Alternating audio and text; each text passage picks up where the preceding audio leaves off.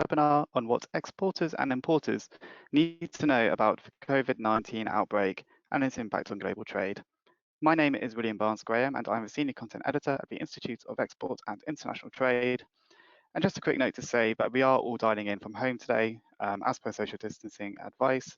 So if there's any lag at any point due to home Wi-Fi's, please do bear with us. Next, please. Next slide, please. Open to Export is a free online service helping small businesses get ready to sell overseas through our step-by-step articles and guides, regular webinars, our export action plan tool, and our quarterly competitions. You can find details about all of these on our website at www.opentoexport.com. Next, please.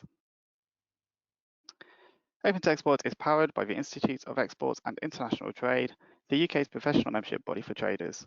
Endorsed by the World Trade Organization and the International Chamber of Commerce as a small business champion, we offer a unique range of individual and business membership benefits, education and training catering for beginners through to master's degrees, and an always exciting and prestigious program of events and so on celebrating UK businesses exporting achievements. Next, please.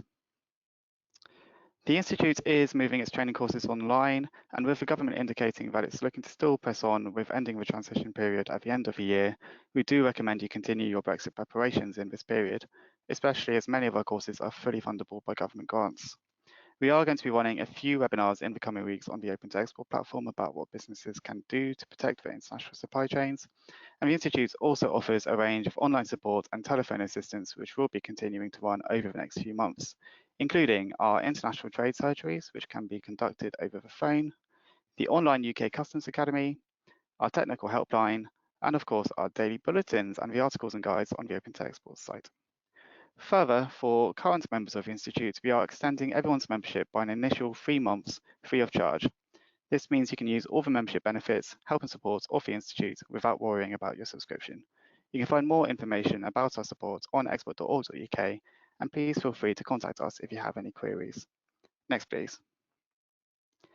We will be running a live Q&A later in the session, and you can ask questions at any point using the question box on the control panel to the right-hand side of your screen.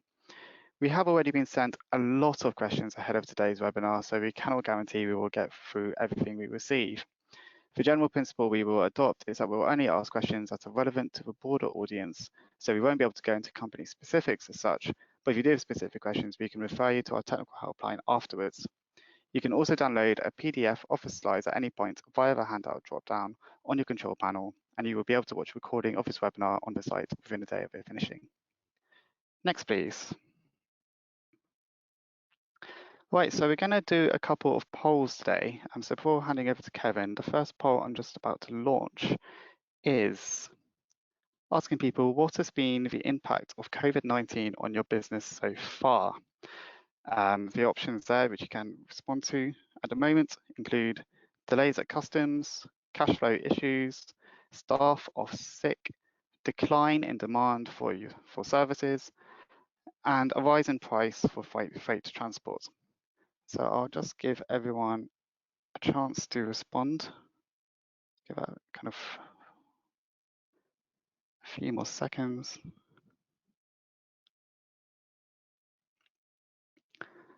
Then I'll do a quick countdown. So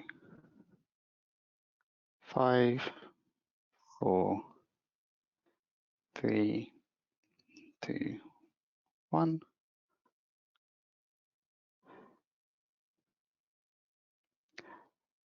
And there are the results of that poll. It's very interesting stuff, which I'm sure Kevin will comment on in a minute. Decline in demand for our services is the biggest impact which people have reported on there, which is very interesting. So yeah, we will, Kevin, I'll invite you in a second to comment on that, and we will do some writing on that in the next few days as well.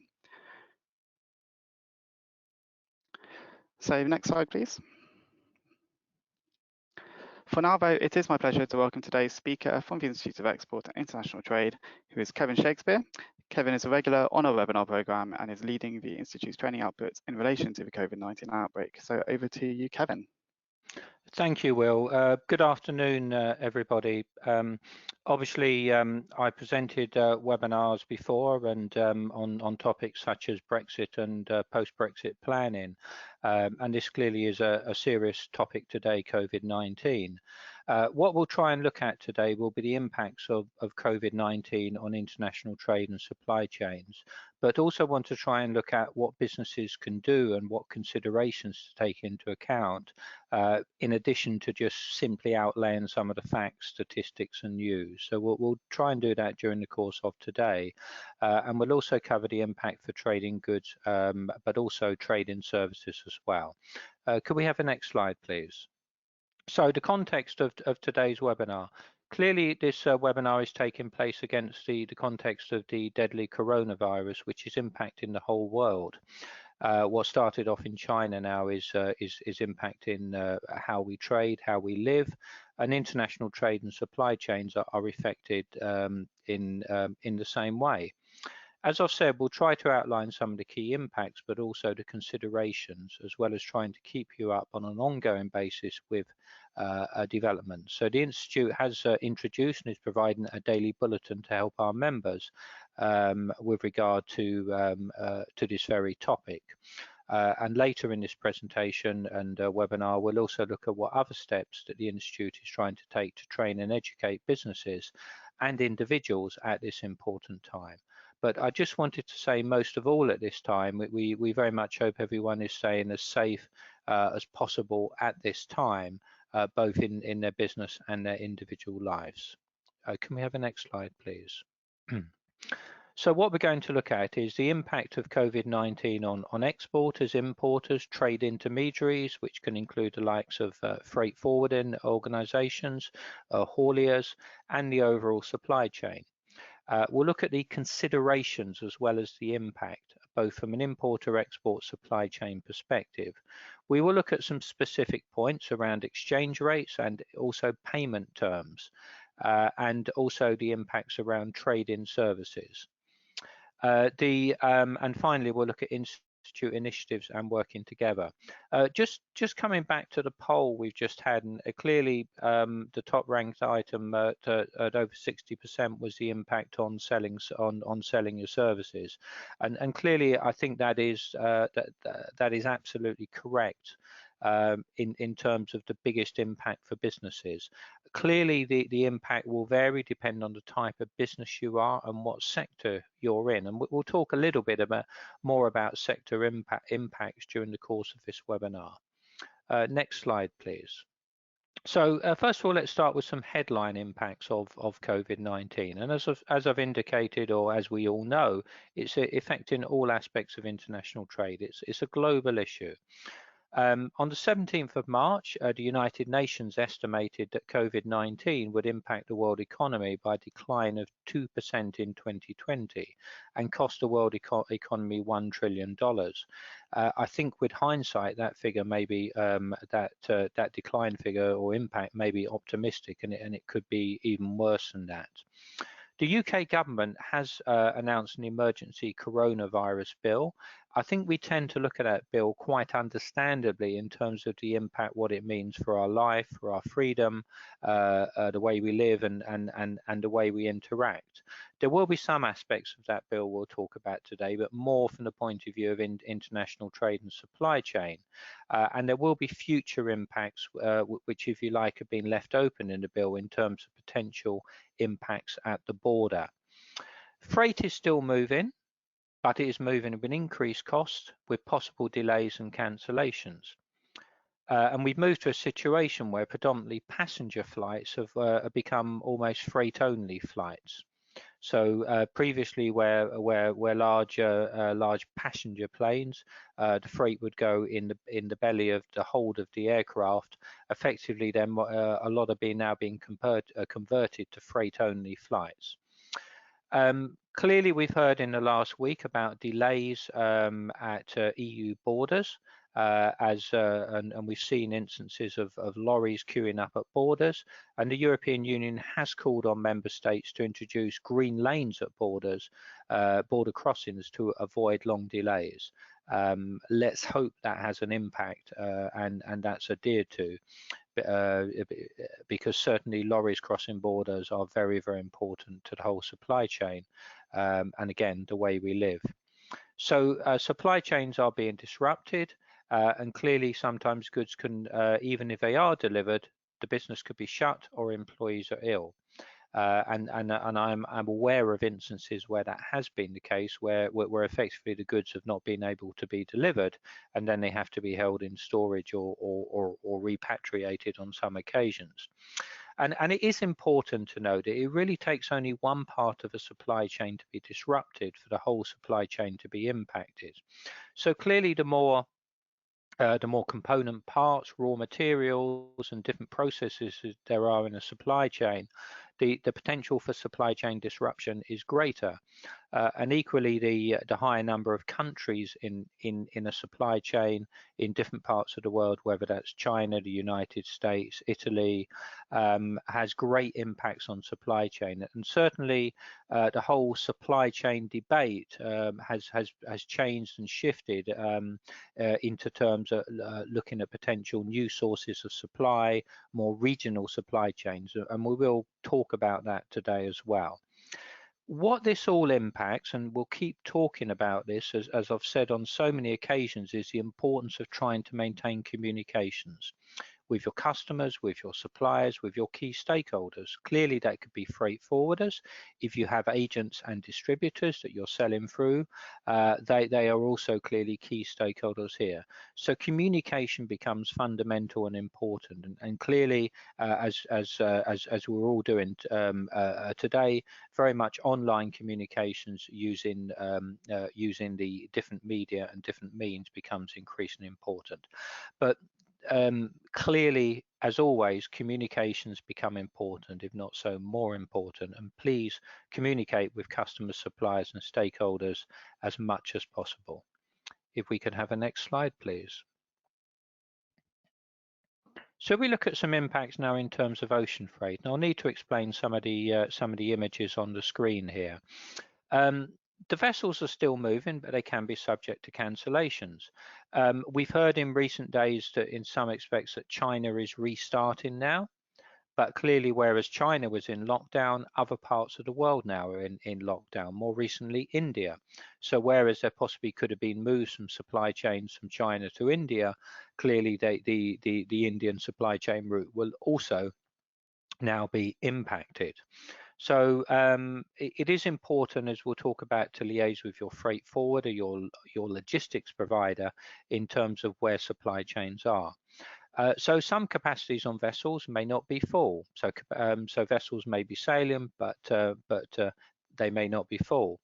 There also may not be as many port calls, if you like, from the mega vessels as well. So it may bypass some ports to try to get to its destination quicker, to turn around the supply chain quicker as well, and also possibly avoid some negative impacts from COVID-19. If we look at sorry, if we go back to the previous slide. Sorry, if we go back to ocean freights. So if we look to the right-hand side of this slide, opposite the table, this is just an image of the vessels around the English Channel and border in Europe.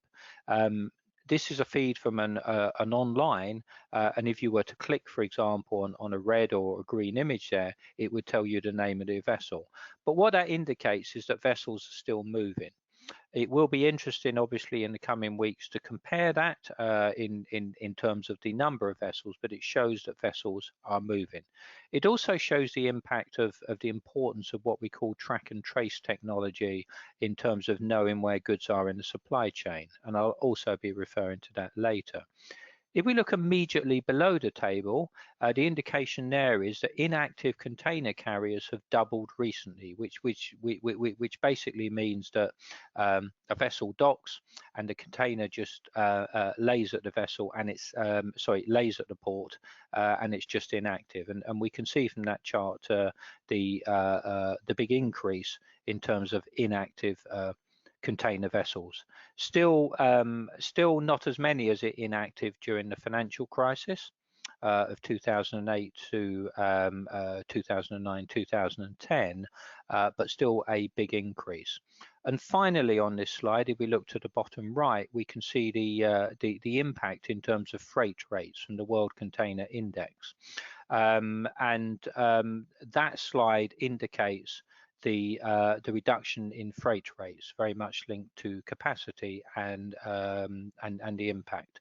So certainly there has been a reduction in freight rates in terms of ocean freight. We'll come on to air freight shortly, but that is fair to say, as we'll see with exchange rates and oil prices, that could fluctuate greatly. If we have the next slide, please.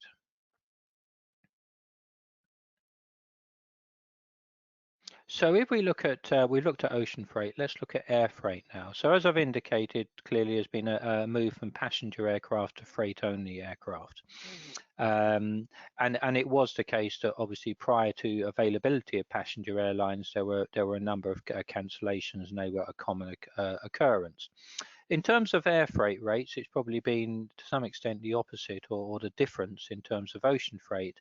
There has been an increase in air freight rates, and clearly that's variable depending on location, both the airport of departure and the airport of arrival, but clearly there has been an increase in air freight rates.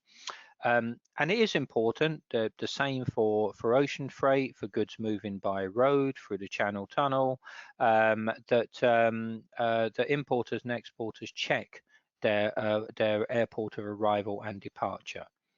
There could be instances where some of our larger airports are impacted, maybe some than freight-only airports, but airports that are more reliant on freight. So, for example, East Midlands Airport will have has the highest level of in percentage terms of freight in the United Kingdom, whereas the likes of Heathrow and Gatwick are more passengers. So again, it's important to check the airport of departure and arrival. If we have a next slide, please. So what we'll do now is I'll pass back to Will, and we'll have another poll. Thank you. Thank you, Kevin. So the next question, I'm just going to launch it now, and it's around the government schemes so far. So the question is, have you been able to successfully access any of the government's financial support packages? It's yes, no, but I've tried, not yet tried, or not needed to are the options. Just while I'm letting you answer those questions there, just a quick apology for a few notifications coming up from my colleague's screen. It's a new system we're using. First time we've had it on during a webinar. So yeah, that's why that's happened. And obviously people have been coming back from lunch apparently. Anyway, I'll leave that on for a few more seconds for people to answer that question.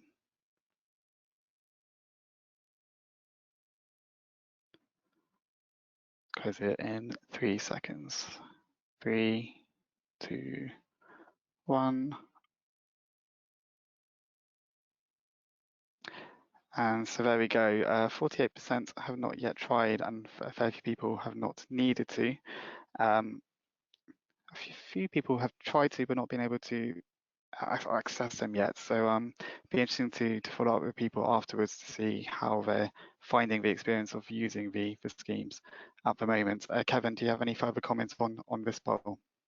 No, it's I think it's sort of quite interesting that probably there's 34% have not needed to and 48% that have not tried. But I think it reflects a lot of impacts in international trade supply chains and COVID-19 impacts holder. Every business is different. Every product is potentially different, and every business has to act in terms of what is best for itself. Thank you. I just had a question in, someone's asking what is the sample size? 63% voted, and we've got a fair few people on the line today, so that's probably around 400 people for sample size there. Anyway, back to you, Kevin.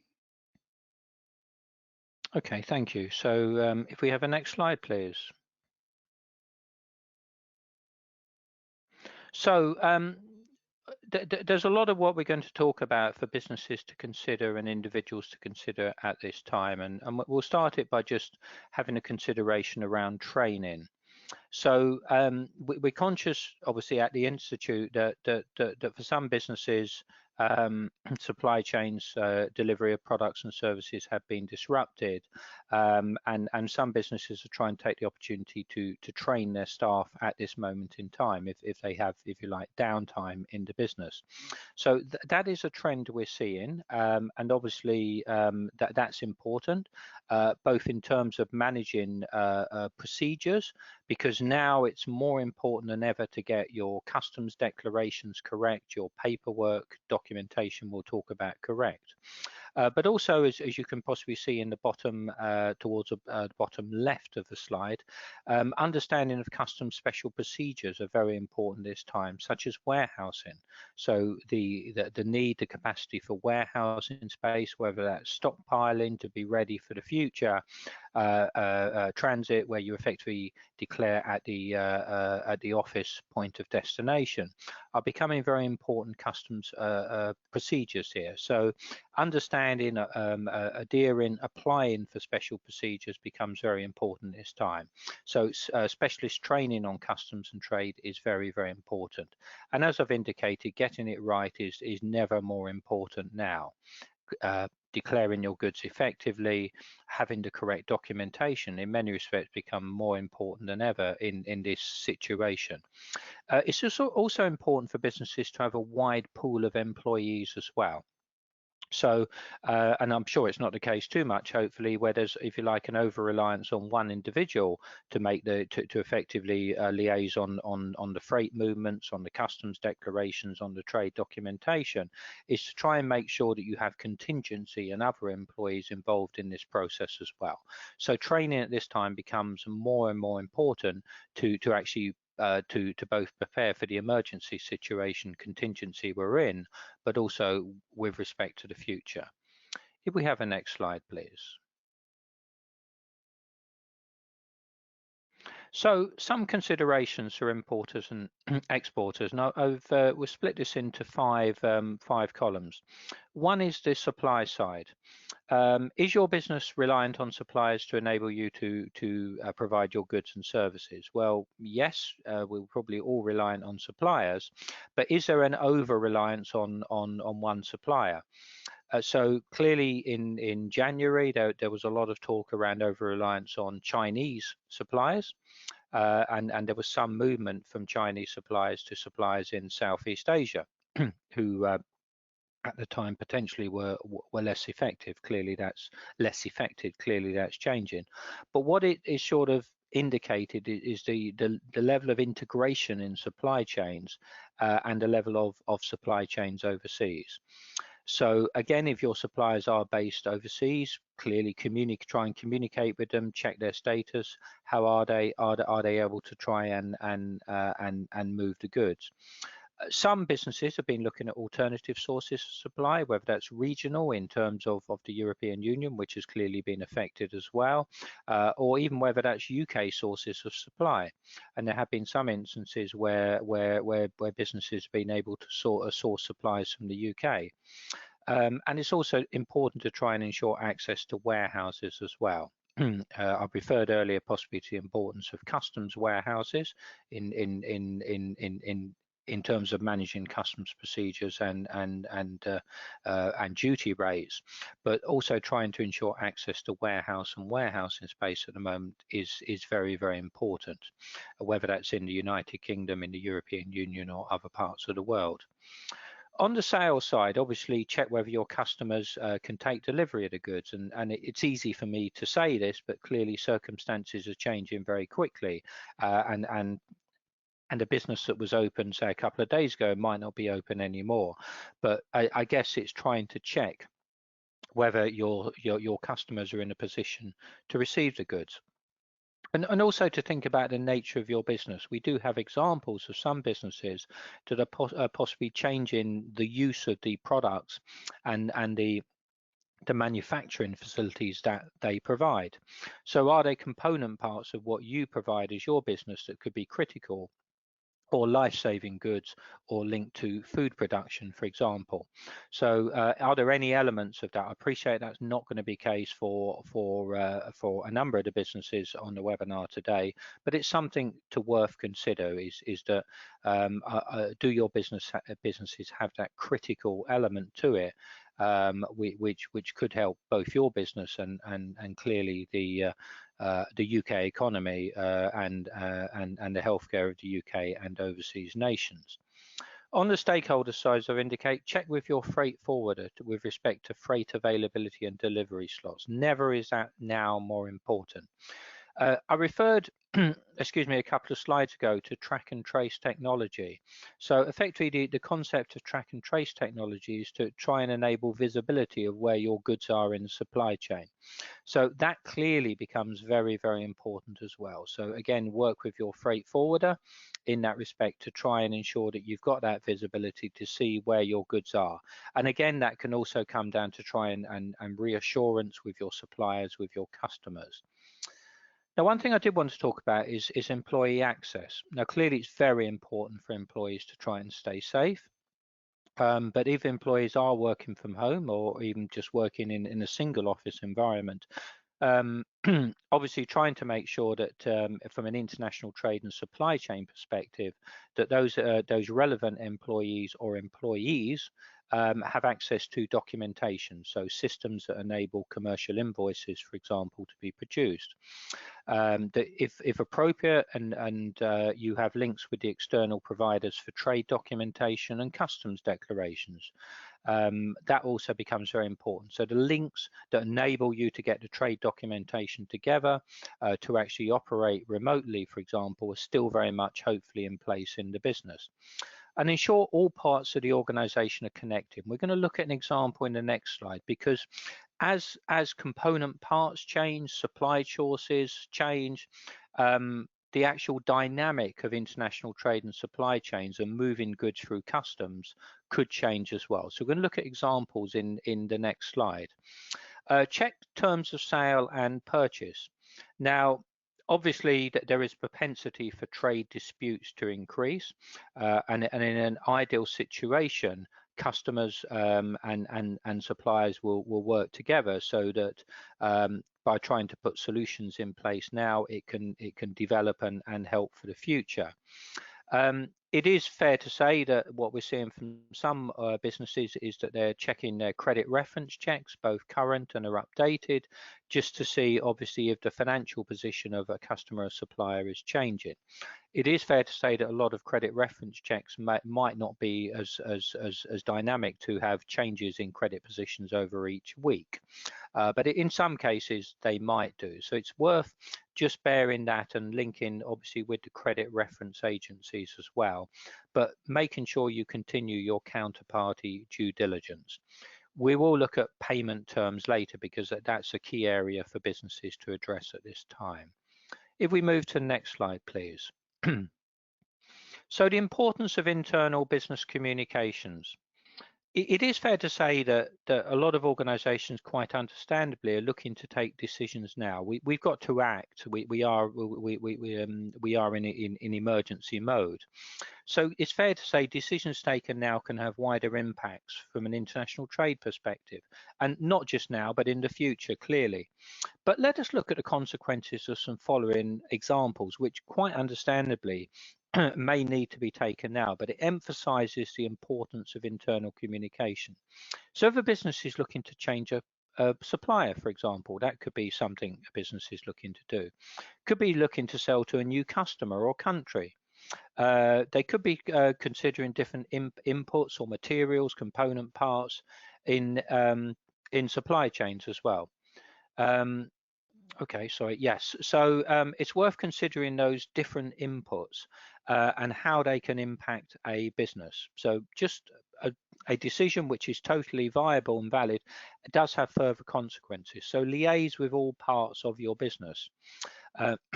So such changes could result in changes in end use. The actual end use of the product could be different. It could be changes in export controls or licensing, and we'll talk about that for for some products and new EU regulations that came in recently on export controls. But effectively changing the dynamic, the component, or the customer could change the actual end use. Could change the commodity code as well. It could change the origin of the goods. It could change, and if it changes the commodity code, it could change the tariff rate applicable as well. Or it could mean that you're looking for new routes or amended routes from your freight forwarder. So it's all these are very valid reasons currently, could change your supplier, looking at new customers, looking at different component parts. But what each business needs to do is look at the consequences of that, both immediately, and that can be done by making sure that all parts of the business are communicated.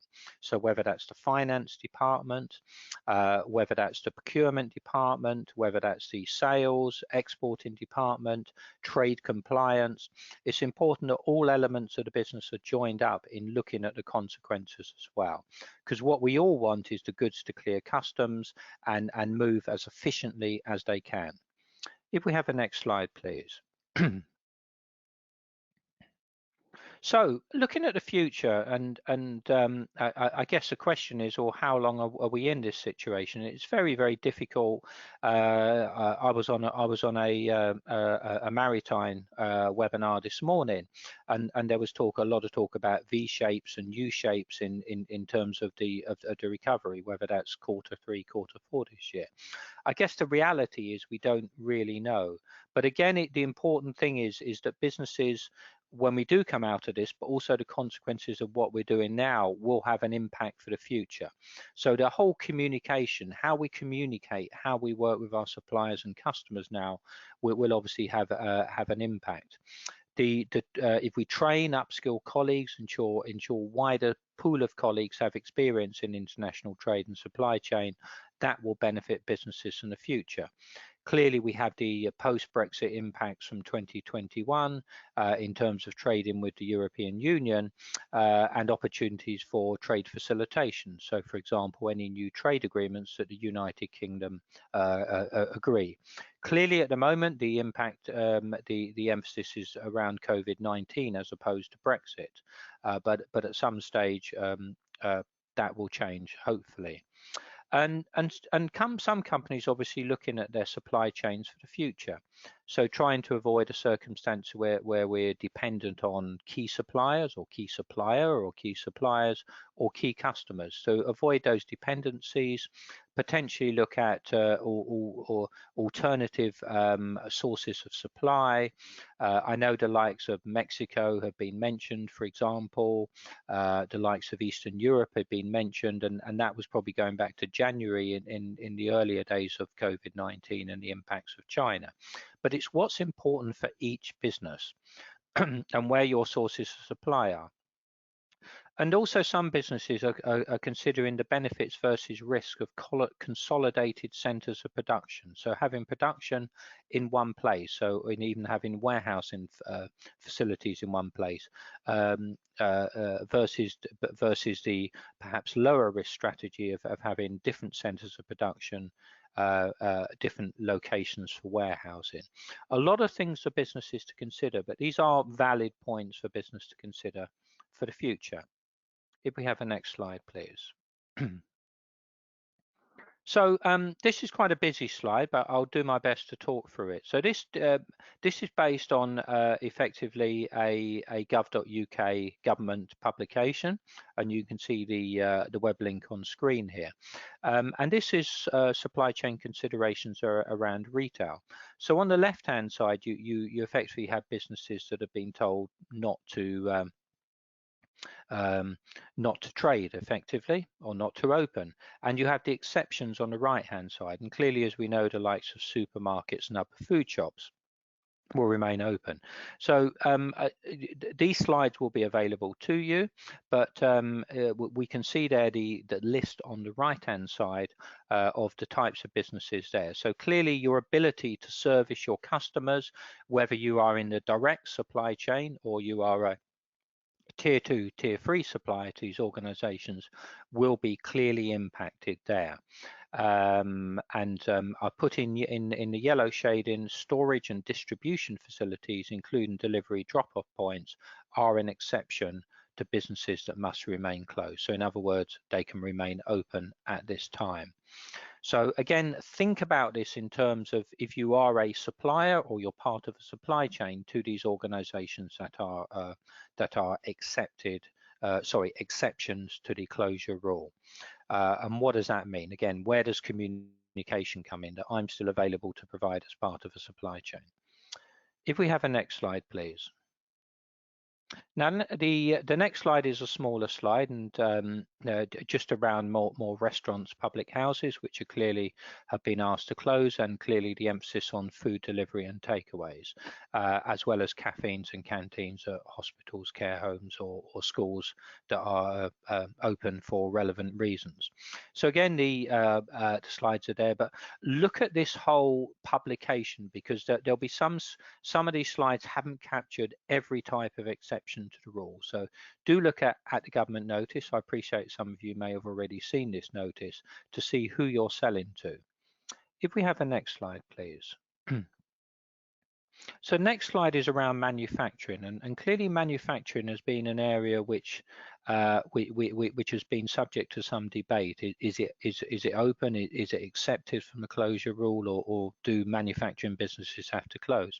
So I've taken an article here from Pinsent Masons, a law firm, but there are other articles here which effectively said the government has now said that workers in manufacturing should go to work as normal where they cannot work from home and are fit to do so, obviously subject to the public health guidelines. So certain jobs do require people to travel to a place of work. For instance, if they operate machinery, work in construction or manufacturing, or deliver frontline services. So again, all I've tried to do here, and obviously that information also involves a quote from the Chief Medical Officer as well. All we've tried to do on this slide is effectively outline the points around manufacturing. Clearly, some businesses will differ. Construction clearly has been a point in the last few days which has been subject to some debate. All we've tried to do is position it in terms of what the outputs are there.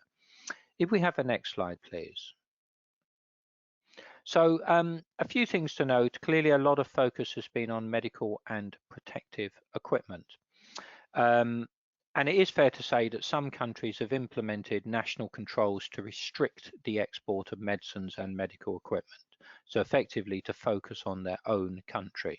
And there have been some potential examples called out. So it could be face masks, gloves, protective clothing. The European Commission has maybe quite understandably tried to discourage member states from adopting measures which limit intra-EU trade, although it has introduced a temporary export ban on exports of certain medical products, protective equipment to destinations outside the European Union. And you can refer to the Commission implementing regulation, which was literally a few days ago, which covers the products which are subject to an export ban effectively. So do please look at that. It is fair to say clearly that countries maybe understandably, and I think South Korea was the first country to effectively adopt this measure, to if you like ban the exports so it can focus on its own country. The EU is clearly trying to encourage intra-EU trade. However, in some cases that's not being adhered to.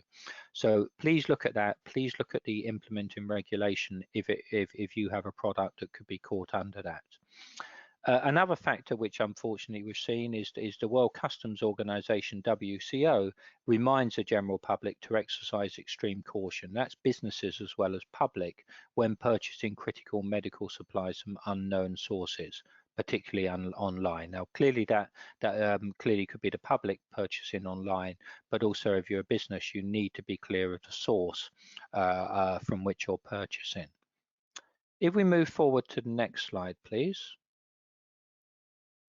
So I've taken here a notice from the World Customs Organization. These are just a couple of screenshots from the notice. If you require any the full notice, please let us know. we can obviously send it out following the webinar today. But what the WCO, the World Customs Organization, has tried to do is to identify the HS, the harmonized system classification codes for COVID-19 medical suppliers. Those are just examples on screen. There are a lot. There's probably about 4 or 5 pages of examples in addition to this. And if you would like us to send it. So again, this is the focus on medical supplies and which HS classification code. So obviously for some on the call, you may be more familiar with those as commodity codes, tariff codes, but effectively they start off at the world level, at the World Customs Organization level as HS harmonized system codes. I just wanted to call that out because I'm conscious that obviously some of the businesses on the webinar today may be involved in medical supplies, which clearly at the moment is one of the key sectors. If we have the next slide, please. Okay, so we have another poll now, so I'd just like to pass you back to Will. Thank you. Thank you, Kevin. So the next poll, I'm just going to launch it now, is are you still able to dispatch and receive component parts or goods at the moment through the crisis? So the options there, you can select one. They are yes, yes, but with delays, or no.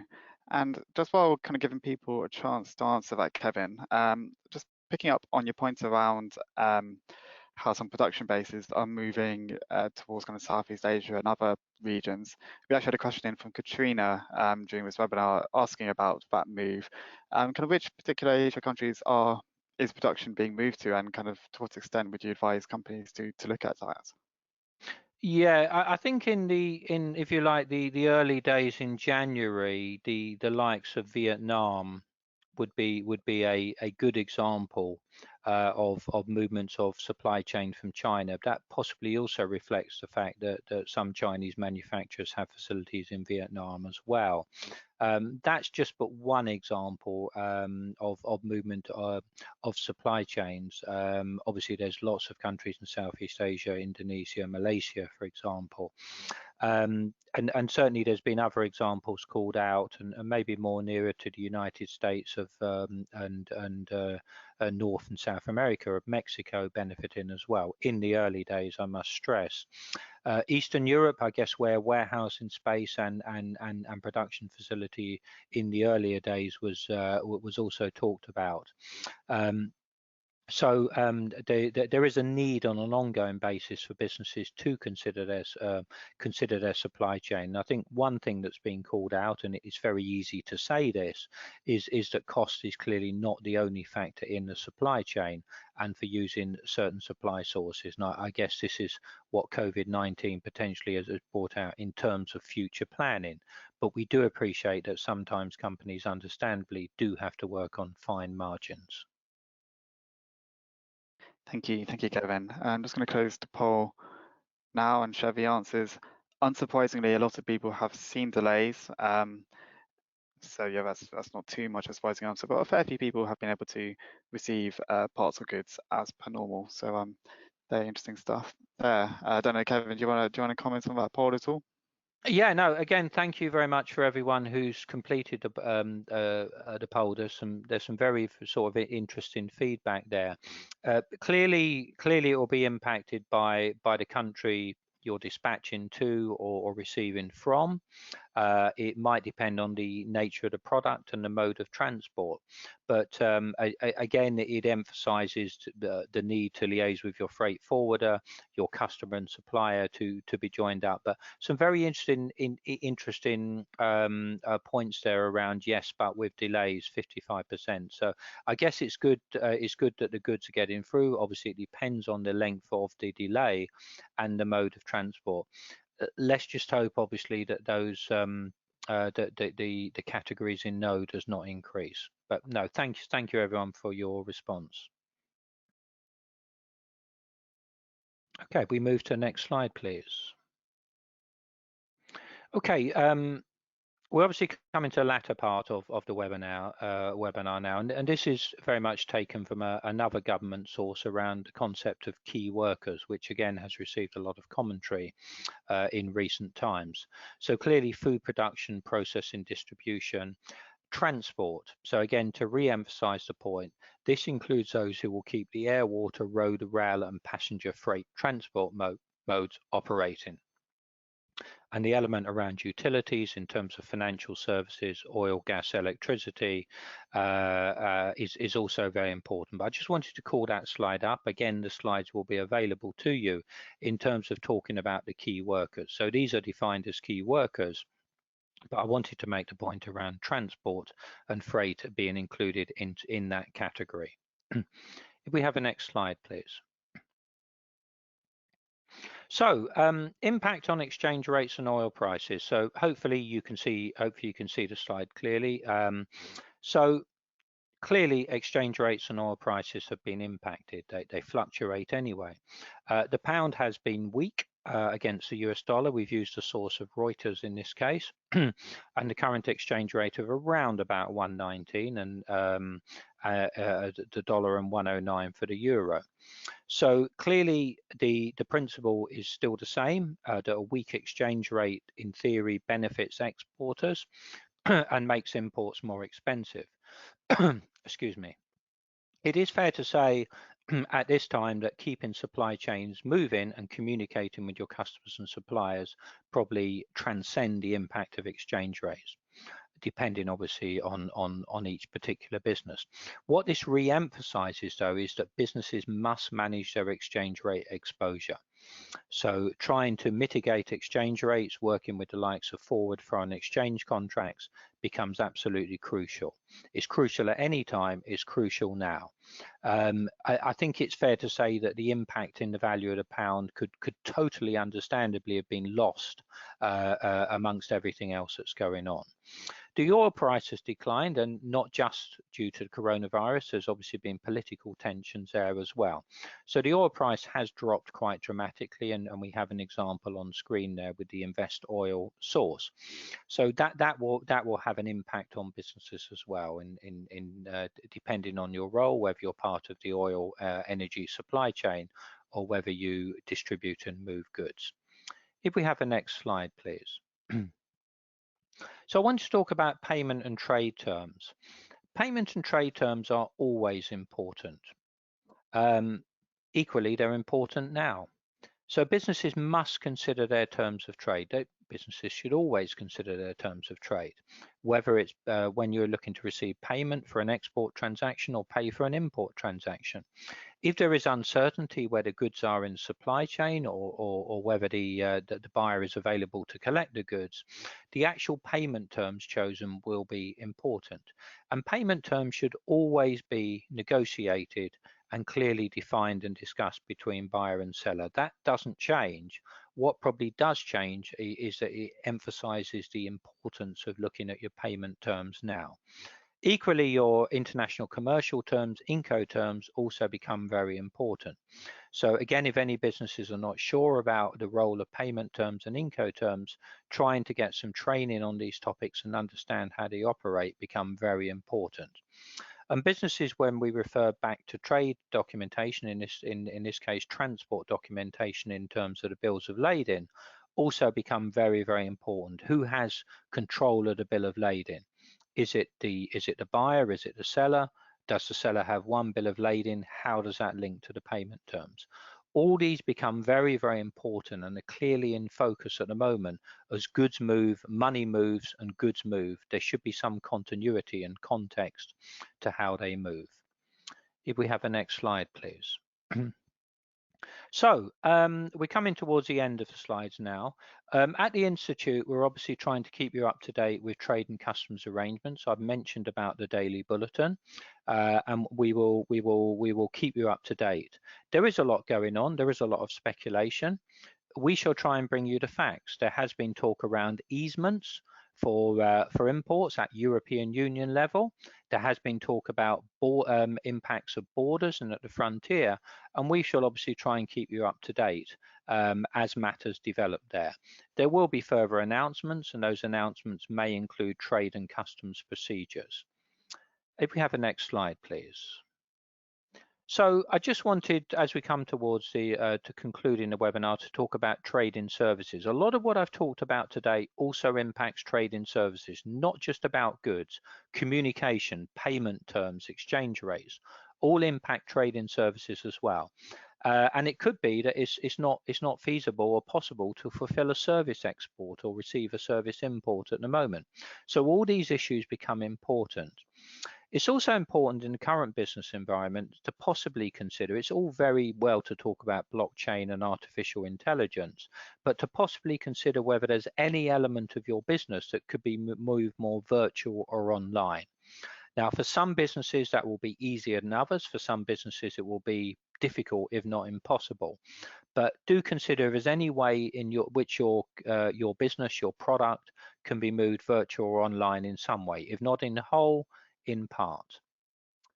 If we have the next slide, please. So at the Institute, I alluded to this at the beginning, we have a range of initiatives which are introducing for our members, but for the wider international business supply chain logistics community as a whole. So many of you probably will have hopefully access to HMRC grant funding. It's still available for training, education, and also international trade surgery. So the Institute, starting next Tuesday, have a series of online masterclasses we're introducing in a range of international trade topics. We've also introduced fairly recently the concept of online international trade surgeries as well, which can be more specific discussions. So such as, for example, I want to try and use the custom special procedure for transit or for warehousing. I want to learn more about the key elements of commodity codes to check my commodity codes, my rules of origin, for example. So do, as I say, take the opportunity. The HMRC grant funding is still available, and we want to make sure that as many businesses as possible try and access there. We're actually trying to ask the government at the moment to introduce the grant funding for individuals as well as businesses. We have a daily briefing which I referred to, and we have taken a decision at the Institute to extend our membership by to all our members for by an initial 3 months free of charge. So effectively, all members will receive a 3-month free subscription from the Institute in these difficult times. But the message clearly is at the moment, it's important now more than ever to try and upskill and to try and make as many people in your organization experienced in trade and customs procedures. That was the case before from 2021 post-Brexit. It's also very, very important in the here and now. If we have the next slide, please. So final thing, share your experiences with us. We've had the polls today, and there are a number of initiatives that we are talking with government about at this moment around training, education, and also trade facilitations, and how it can help support industry at this time. So a number of initiatives we're looking at and working on behalf of our members and the industry in general. Can I thank everyone for listening to me today? I'll obviously pass you over back to Will now. And as I said at the beginning, most of all, I wish you and your business as well, and take care for the future. Thank you for listening to me. Thank you, Kevin. If we can move on to the next slide, please. So we're now going to open the floor for some questions. We obviously don't have too much time to do too many questions right now, so I'll only do a few. But as noted at the start, we'll ask questions which are generally broadly relevant to the whole audience. So the first question I've got, Kevin, is around force majeure clauses, and kind of what protection do people have in terms of their kind of current contracts with partners or whatnot through the force majeure clause. Can you say a little bit more about that, please? Yeah, thank you. It's actually quite a difficult question. It's easy for me to say that each business should take legal advice, but that's certainly what they should do. Some of the legal commentary, however, suggests it depends on the governing law within your contracts, assuming there is a governing law. And it is fair to say that it's not just about contracts, it's about quotations, pro forma invoices, commercial invoices as well. So ideally that they should all have a governing law clause. So again, the legal commentary would suggest that under civil law systems, which would be, for example, European law is civil law, and under the former colonial countries that were part of Europe in the past, that civil law, that force majeure is implied within the contract. Whereas common law, which is English law, and obviously countries that you used to be part of, if you like, the greater British rule, there has to be an express clause around force majeure. So it again, do take legal advice, do check the legal aspects of it, but I'm just sort of giving you a view there in terms of what the legal commentary is around use of civil law or common law.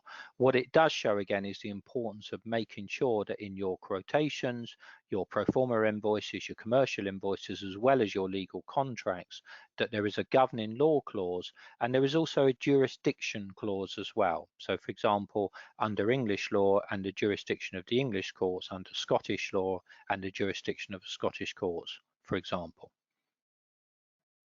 Thank you, Kevin. And we've had a question in from Carol who's asked, do you think that during and after this crisis, verified electronic documents will become more widely accepted?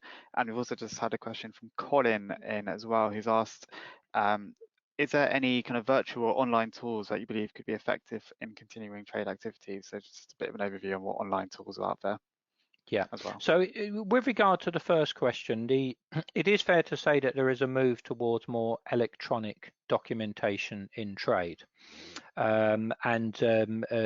Without being too technical, the World Trade Organization Trade Facilitation Agreement, the TFA, was a move towards more electronic documentation. There has been some talk around in about 5 years' time that all the documentation which we know in a paper format will move online. We have seen changes in the last year. We now have electronic e-air waybills, which are used quite heavily in the air freight sector now. So we are seeing changes. It is fair to say that there could be an increased demand and an increased output of electronic documents. So what has been talked about as 2025 could become quicker more sooner. So it's a very good question and it's a very valid point. In terms of use of online tools, there are trade facilitation, trade software tools in the marketplace at the moment. And it's clearly easier for larger businesses who have scale to access some of these tools, whether that's links to trade compliance software, links to accounts payable, accounts receivable.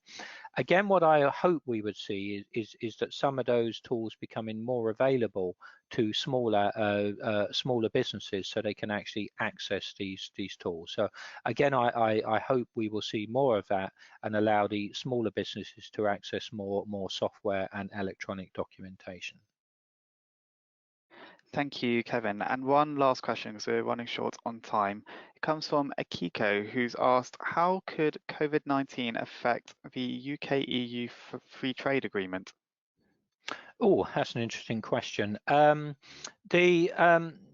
Whilst clearly the government has indicated that the UK will leave the European Union at 31st December at 11 p.m., it is fair to say that is not necessarily a priority at the moment. COVID-19 and managing the impacts of it are a priority. We know obviously that the face-to-face negotiations between the EU and the UK were cancelled face-to-face.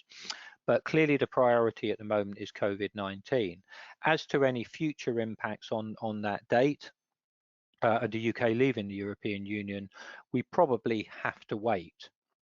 What this has impacted, though, is the need for businesses to effectively try and put in place some of the procedures they were thinking about with regard to post-Brexit, in terms of training, in terms of professionalising, the need to potentially do that now. On that note, I'm going to say thank you to Kevin for some really good answers there and a great presentation as always. So thank you, Kevin, and I hope everyone has found that useful. Next, please. So yeah, our next webinar will start to look at what we can learn from the outbreak so far in terms of risk mitigation for the future. That will feature guest speakers from the China-Britain Business Council and Cambridge FX as well. So we'll go into a bit more depth about foreign exchange impacts. That's taking place on April 16th, and you can find sign-up details to our webinars at open2export.com/webinars. Next, please. The Institute is continuing to support businesses through these trying times for a range of online training support, as Kevin's already alluded to. For those working from home, our online support and telephone assistance includes our online customs declarations training, helping you to prepare for Brexit, international trade surgeries, which can be conducted over the phone, the online UK Customs Academy, our technical helpline, our daily bulletins, which are really impactful at the moment, and all the articles and guides on the Open to Export website. You can find out more information about our support on export.org.uk, and don't forget that many of our training courses can be fully funded by government grants, including most of our online courses. Next, please. And through these historic times, it really is important that we support each other and share information and wisdom around best practice in global trade and the challenges ahead. Membership with the Institute gives you a support network and a wealth of information to ensure that you have everything you need to meet the challenges of global trade. And as mentioned earlier, we are extending existing memberships by an initial 3-month period free of charge to help members through these challenging times. Benefits include access to our technical helpline for questions such as the ones we've answered today, industry recognition of your exporting credentials, a wealth of online information and daily bulletins about all the key trade issues, networking opportunities, and hopefully in the not too distant future, many of our events as well. To find out more about membership with the Institute, please do look at the site, especially export.org.uk/membership, and our membership services team will always be happy to answer any questions you may have. But that's all from us today. We hope you found today's webinar useful, and please do take our exit surveys to let us know what you thought. But till next time, of course, please do stay safe, and we hope to speak to you soon. Anyway, goodbye. Thank you.